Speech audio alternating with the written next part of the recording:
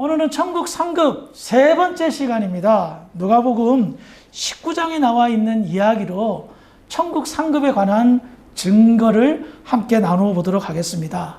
우리는 지난 시간에 부자 청년과 포도원 품꾼 비유를 통해서 천국 상급에 관해서 말씀을 나누었습니다.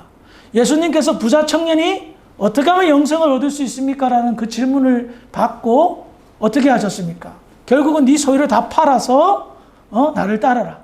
그래서 베드로가 우리는 모든 것을 버리고 주님을 따랐는데 주님 어떻게 하실랍니까?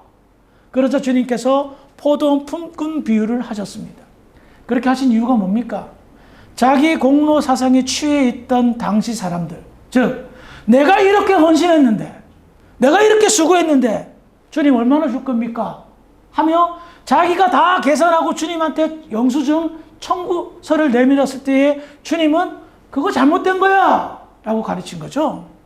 포도원 품꾼 비유는 천국 상급이 없다라고 하는 사람들은 그거 봐, 이른 아침에 와서 한 달란트 받나, 한 시간 문 닫기 전에 와가지고 일한 사람 포도원에서 일한 사람 한 달란트 받는 거랑 똑같지 않냐 하며 하는 그런 주장을 그 비유를 들었는데, 알고 보니까 이 비유는 너희들이 너희 마음대로 계산하지 마라.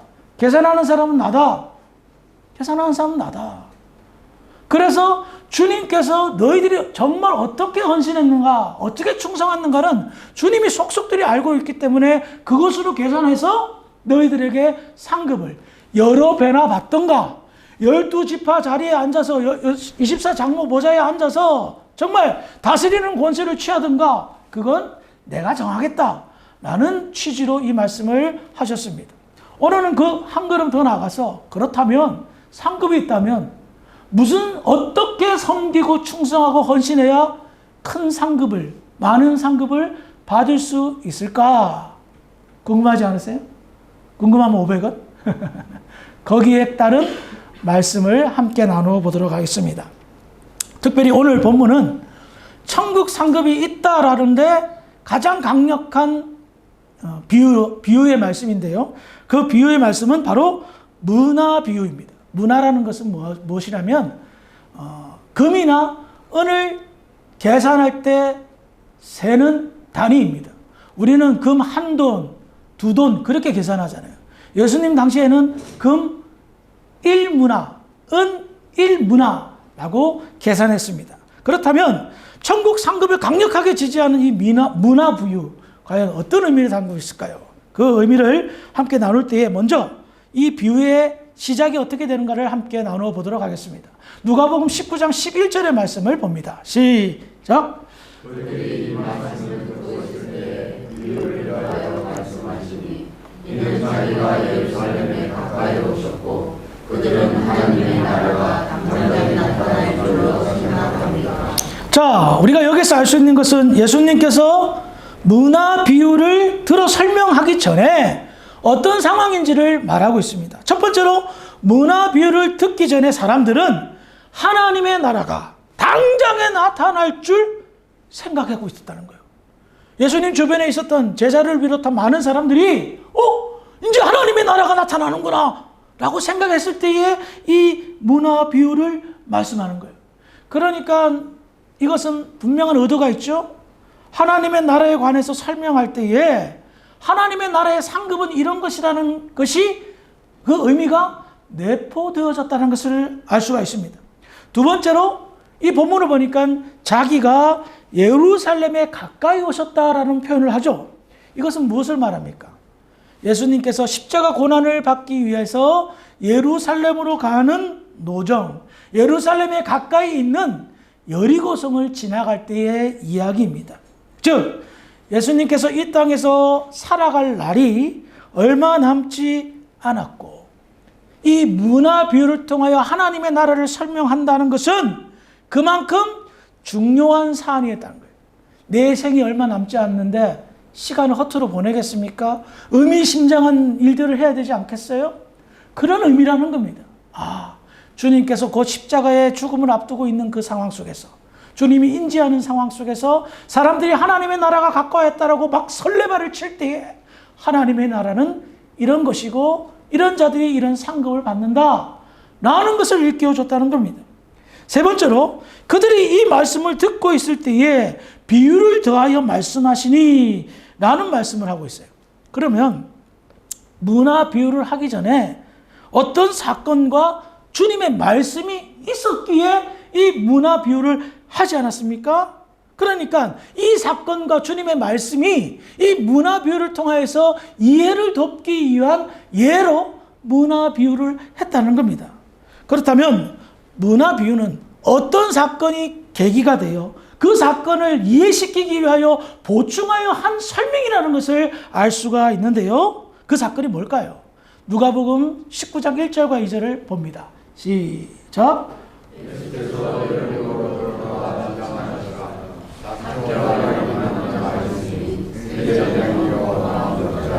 자, 여러분들 삭개오 하면 잘 알죠? 키 작은 삭개오.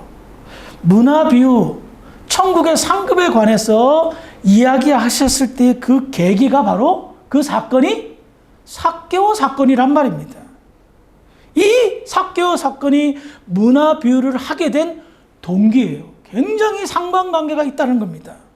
아시다시피 키 작은 세리장 삭개오가 예수님이 여리고로 지나간다는 소문을 듣고 급히 뛰어 올라가, 제가 유년주롭게 다닐 때는 뽕나무 위로 올라갔다고 그랬는데 다 그렇게 배우셨죠. 지금은 돌감람나무, 이게 더 성경적으로 맞는 표현입니다. 그때는 그냥 이제 풀이해서 뽕나무라고 했는데 사실 그 당시 유대 땅에는 뽕나무가 흔하지 않았던 나무이기 때문에 돌감람나무로 추정하는 거예요. 아무튼 그 감람나무로 올라갔어요.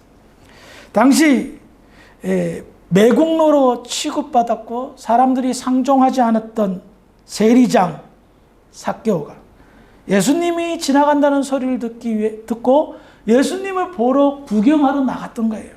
그런데 키가 작으니 볼 수가 없어요. 더군다나 사람들이 삭개오가 뒤에서 막 이렇게 하니까 일부러라도 몸으로 가렸다는 생각이 듭니다. 그런데 삭개오가 돌 감람나무 위에 딱 올라가서 예수님을 보니까 예수님과 눈이 딱 마주쳤어요. 아시다시피 예수님이 삭개오 보고 뭐라고 그랬죠? 삭개오야, 내려오라. 내가 오늘 너희 집에 유하여야겠다. 내가 너희 집에 잠시 오늘 머물겠다. 그러자 삭개오가 어떤 반응을 보입니까? 누가복음 19장 8절입니다. 시작.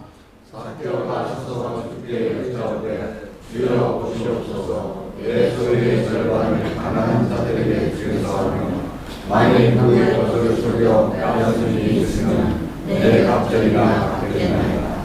우리는 여기에서 상식적으로 생각해 봤을 때 이게 뭐지? 보세요. 예수님이 삭개오 보고 내려오라고 그러고 오늘 너희 집에서 하룻밤 신세 지겠다고 한 거예요. 그런데 삭개오는 뜬금없이 뭐라고 얘기합니까? 지금 주님이 자기 집에 머물겠다는 그 소리에 자기의 재산 절반을 떼어서 가난한 사람한테 주겠다는 거예요. 그리고 뭐라고 그래요? 혹여나 내가 실수로 누구에게 억울한 일을 끼쳤으면 그 사람들 다 나오라고 그래요. 내가 4배 갚겠습니다. 4배. 다른 건 잘 모르겠어요. 삭개오가 왜 그랬는지. 근데 한 가지는 알 것 같아요. 뭐냐? 엄청나게 감동받았어요. 그렇죠? 굉장히 큰 감동을 받았어요. 그런데 봅시다.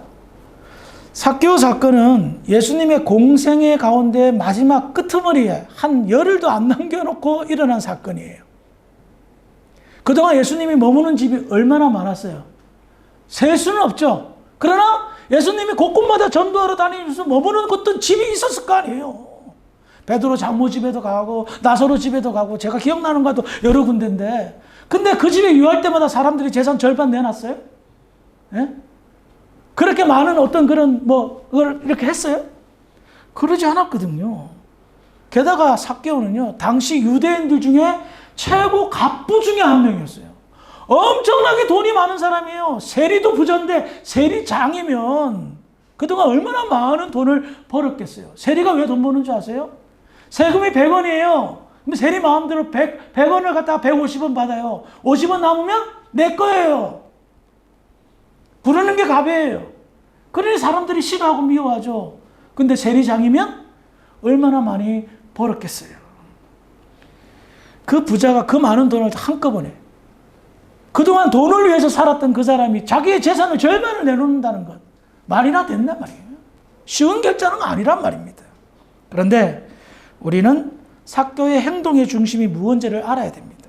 삭개오는 예수님께서 자신을 알아보시고 자기의 이름을 불러주시고 자기 집에 신세 좀 지겠다라는 그 말씀에 큰 감동을 받았습니다. 앞서도 말씀드렸죠. 다른 건 몰라도 감동받은 거예요. 그런데 그 감동이 어떻게 연결되어졌죠? 자기의 지난 날을 돌이켜봤어요. 재산을 절반 내놨다는 건 뭐예요? 내가 그동안 돈 때문에 살았다는 것을 인정하는 거예요. 가난한 사람들 외면했다는 거예요. 그 많은 돈을 가지고 자기만 잘 먹고 잘 살았던 거예요. 근데 주님이 자기를 알아봐 주세요. 그리고 자기 집에 머물겠다는 것, 그 유명한 예수님께서, 모든 사람이 칭찬하고 존경하는 예수님께서 내 집에 머물겠다는 건 뭐예요? 나를 용서해 주시고 나의 허물을 다 덮어주시고, 그거 아니에요? 다른 사람은 죄인이라고 손가락질하고 세리들은 상종하지 않았는데 사회 세리장이니까. 그런데 예수님께서 자기 허물을 덮어주는 거예요. 죄를 용서해 준 거예요. 그래서 삭개오가 회개했던 거예요. 그리고 회개에 합당한 열매, 말만 회개한 것이 아니라 자기가 그동안 신으로 여겼던 물질을 아낌없이 내놓는 실천을 했던 겁니다. 그런데 이런 상황을 옆에서 보고 있던 사람들의 반응이 어떨까요? 누가복음 19장 7절입니다. 시작. 사람이 보고 수군거려 이르되 저가 죄인의 집에 인가로 돌아가다. 예수님께서 세리 삭개오 집에 머물겠다라는 그 이야기를 듣는 순간 사람들은 수군거리기 시작했습니다. 그들은 예수님을 환영하러 온 인파였거나 아니면 호기심에 혹여나 이적을 볼까봐, 기적을 체험할까봐 나왔던 사람들이었습니다. 그런데 삭개오를 불러서 삭개오 집에 머물겠다고 하니, 당시 여리고 해봐야 아무리 큰 성이라 하더라도 그 동네가 그 동네입니다. 사람들은 그 사람이 누군지 잘 아는 뻔한 한 고을이요, 한 마을입니다. 삭개오를 다 알고 있죠. 어떻게 삭개오의 집에 머물 생각을 하시지? 도저히 이해가 안 되네. 삭개오 돈 보고 가려고 하는 거야? 그 사람 돈 많으니까 어떻게 헌금이라도 좀 거두려고 가려고 하는 거 아니야? 사람들은요, 삭개오를 어떻게 생각했습니까? 죄인이라 생각했고, 삭개오의 집을 죄인의 집이라 표현했어요. 응? 한마디로 유대 사회에서 상종하지 않았던 사람이었습니다. 아무도, 대부분의 모든 사람들은 조국을 배신한 매국노 세리장인 삭개오를 좋아하지 않았습니다. 그런데 그 예수님이 그 집에 머물겠다고 하니 수군거리고 비난하는 것이었습니다.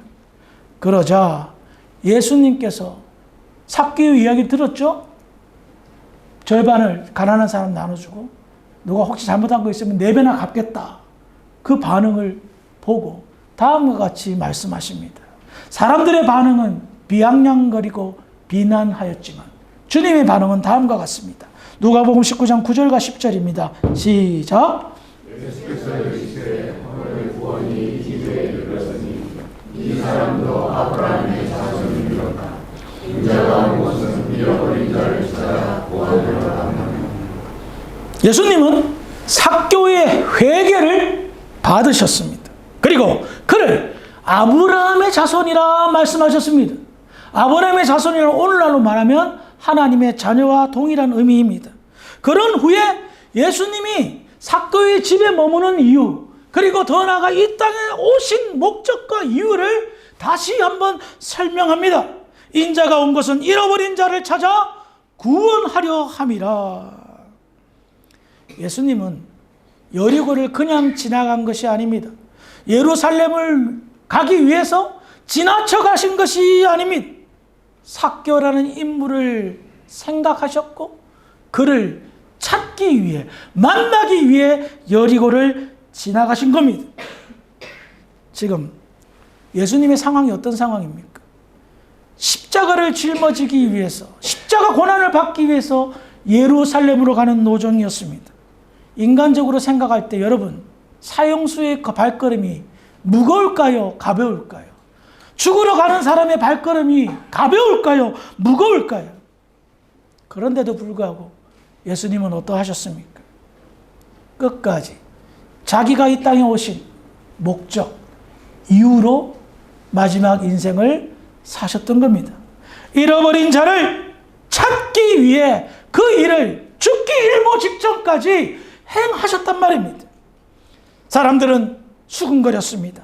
죄인과 상대한다고 비난하였습니다. 오해하였습니다. 하지만 예수님은 그렇게 보지 않았습니다. 삭개오를 잃어버린 자로 보셨습니다. 자식을 잃어버린 경험 있으십니까? 저는 모르겠습니다. 잃어버린 경험은 안 해봤기 때문에. 그런데 제가요, 집을 잃어버린 경험은 있습니다. 어릴 때 우리 할아버지가 환갑잔치 하는데, 당시 할아버지는 부산에 사셨고 저는 서울에 살고 있었습니다. 근데 이제 할아버지 환갑이라고 부산 내려왔다가 길을 잃어버렸어요. 그때 막막했던 감정 있잖아요. 그때 제가 기껏 해봐야 5살, 6살 밖에 안 됐을 거예요. 너무 무서웠어요. 잃어버리니까. 너무 무서워가지고 막 헤매는 거죠. 그런데 아마도 그날이 주일이었던 것 같습니다. 딱 보니까 교회당이 보여. 예배당이 보이는 거예요. 갔더니 예배당이 있으니까 할아버지 교회 다니니까 교회를 찾아간 거예요. 사람들이 웅성웅성 울고 막 울면서 막 찾으니까. 근데 부산은 사투리를 쓰는데 서울은 표준말을 써요. 제가요, 할아버지를 잃어버렸어요. 할아버지 집을 잃어버렸어 하니까 부산 사람들이, 어메, 야가 조장로님 한갑다. 단번에 할아버지. 왜냐면 사투리를 썼으면 못 알아봤을 거예요. 근데 표준말을 사용하니까 좀 특별하게 보였던 것 같아요. 바로 집에 연결해가지고 저를 찾으러 온 거예요. 그때 제가 누구 품에 안겼는지는 기억이 안 나요. 엄마 품인지 아버지 품인지 할아버지 품인지 기억이 안 나는데 확 기선아 하면서 안았는데 막 펑펑 울었던 기억이 나요. 자, 잃어버린 나는 굉장히 황망하고 답이 없었는데 찾으니까 너무 기뻤어요. 그러면 부모의 마음은 어떨까요? 자식 잃은 부모의 마음은 잘 모르겠어요. 그런데 엄청나게 고통스러울 거예요. 게다가 못 찾으면 평생 가슴에 멍이 들 거예요. 그런 하나님의 마음, 누구보다도 하나님의 아들인 예수님이 잘 아셨던 거예요. 그래서 세상의 비판도 아랑곳하지 않고 자기의 힘든 처지도 아랑곳하지 않고 잃어버린 자, 세상이 욕하지만 하나님의 잃어버린 자, 그 자식 삭개오를 찾아서 하나님 앞으로 데리고 온 거예요. 그런 일이 있은 후에 문화 비유를 하신 거예요. 아시겠어요? 잃어버린 자가 차를 찾는 것이 얼마나 중요한가, 그것이 얼마나 상급에 큰 영향력을 끼치는가, 그것을 설명하기 위해서 문화 비유를 들었는데, 한번 읽어봅시다. 누가복음 19장 12절부터 19절까지 우리 한 절씩 교독해 봅시다. 이르시되 어떤 귀인이 왕위를 받아가지고 오려고 먼 나라로 갈 때에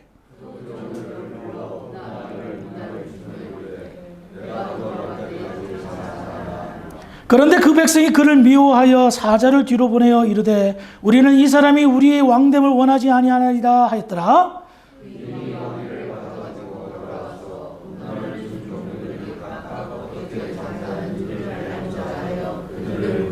그 첫째가 나와 이르되 주인이여 당신의 한 문화로 10 문화를 남겼나이다.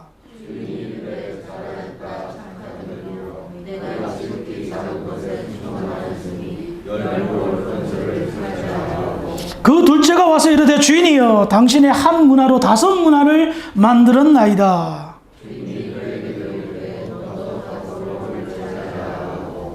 우리는 여기에서 어떤 귀인이 왕위를 받으려고 먼 나라로 갈 때에 자기의 종 10명에게 미션을 줍니다. 은화 한 문화씩 나눠주고 장사하라 합니다. 당시 한 문화의 가치는 100데나리온이었고 1데나리온의 가치는 종이 하루 종일 일한 품삯 정도의 가치가 있었다고 합니다. 그러니까 1문화는 노동자가 100일을 일해야 받을 수 있는 품삯이었기 때문에 적은 돈이 아니었습니다. 꽤 큰 돈을 준 겁니다. 이에 10명의 종은 한 사람당 한 명씩 한 문화를 받았고 주인의 명에 따라 장사를 했습니다. 주인이 돌아왔습니다. 결산을 보니 첫 번째 종은 한 문화로 10문화를, 두 번째 종은 5문화씩이나 남겼습니다. 그래서 주인은 너무나 기분이 좋아서 왕위를 받아왔잖아요. 왕이 됐잖아요. 그래서 10문화를 남긴 종에게는 10개의 고을을 다스릴 수 있는 권한을 줬어요. 5문화를 남긴 종에게는 5고을, 5마을을 섬길 수 있는 고을을 줬어요. 여러분, 한 문화의 고을 한 개면 여러분 얼마나 파격적인 대우인지 아시겠죠? 비교가 안 되는 엄청난 상급을 준 거예요. 그런 후에 누가복음 19장 20절을 봅시다. 시작.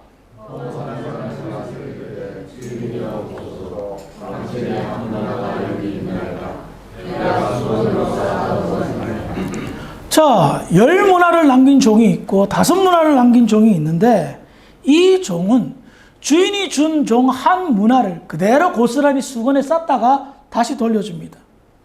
종이 왜 그렇게 했을까요? 종의 말로는 당신이 무서워서 혹시나 이거 손해보면 나한테 큰 해가 끼칠까봐 본전 갖다 준다고 한 거예요. 그래서 주인이 뭐라고 그랬어요? 야, 내가 본전 생각했으면 너희들한테 왜 이 큰 돈을 나눠줬겠냐? 안 그러면 은행에다 맡겨서 이자 받으면 됐지. 그렇게 말하지 않아요. 종의 잘못은 뭐예요? 주인의 생각을 전혀 이해하지 못했던 거예요. 뜻을 몰랐던 거예요. 주인이 한 문화씩 나눠주면서 돈 남겨라라고 말했어요? 그렇게 말하지 않았어요. 한 문화씩 주면서 장사해. 이 말은 뭐예요? 내가 멀리 떠나는 동안 너희들 게으르거나 나태하거나 살지 말고 내가 준 돈 가지고 장사해서 좀 잘 살아봐. 주인이 준 것은 게으르거나 나태하거나 그렇게 미련하게 사는 것을 바라지 않았어요. 내가 없더라도 열심히 살기를 바랬던 거예요. 얼마를 남기라고 돈을 준 것이 아니라 열심히 수고하고 살아라고, 그래서 좀 너희들 살림에 보태라고 한 문화씩 공평하게 나눠줬던 거예요. 그런데 어떤 종은 열심히 수고하고 일해서 10문화, 10배를 남겼고 어떤 종은 5배나 남겼어요. 근데 이 종은 아무것도 안 했어요. 수건에 싸가지고 그냥 다시 돌려줬어요. 그래서 주인이 화가 난 거예요. 왜? 내 말을 불순종했기 때문이에요. 자기 생각만 사로잡혀서 그대로 돌려줄 거예요. 그래서 주인이 뭐라고 합니까? 화가 난 주인은 누가복음 19장 26절 시작.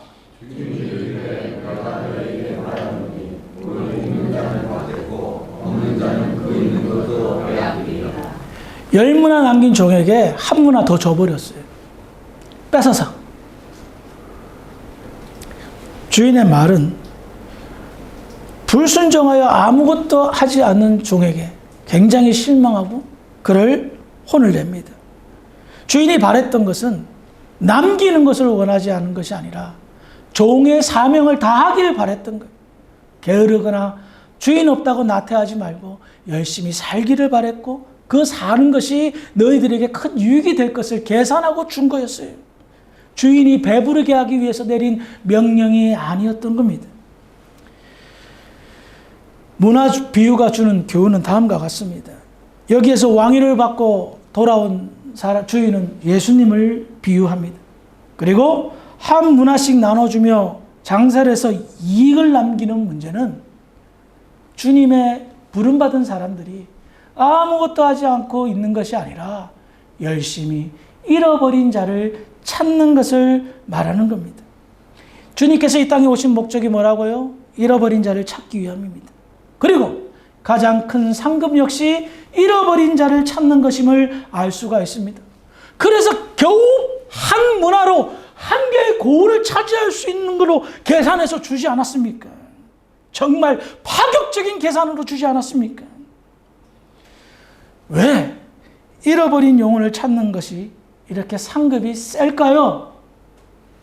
앞서도 말씀드렸지만 부모의 심정을 헤아렸기 때문입니다. 자식 잃어버린 부모에게 자식을 찾아주는 것만큼 큰 기쁨과 은혜와 감사가 어디 있겠습니까? 자식을 찾아만 주면 다 자신의 모든 것을 줘도 아깝지 않을 그런 부모의 마음입니다.